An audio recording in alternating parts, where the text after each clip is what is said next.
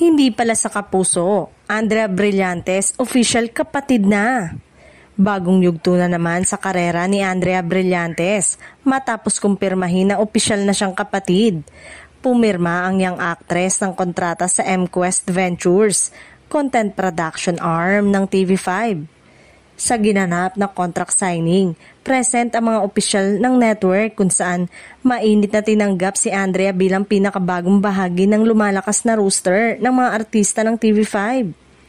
Marami ang nagulat sa balitang ito dahil ilang linggo pa lang ang nakakalipas ay kumalat na ang chismis na lilipat umano siya sa GMA Network. Pero mukhang malinaw na ngayon sa kapatid network pala ang tunay na destinasyon ni Blythe. Ayon sa mga source, may nakatakdang proyekto na agad si Andrea sa TV5 sa ilalim ng MQuest Ventures, isang drama series na ipapalabas sa unang bahagi ng 2026. Bukod dito, inaasahan ding makikibahagi siya sa ilang digital at lifestyle project ng network. Sa kanyang maikling mensahe, ibinahagi ni Andrea ang kanyang excitement.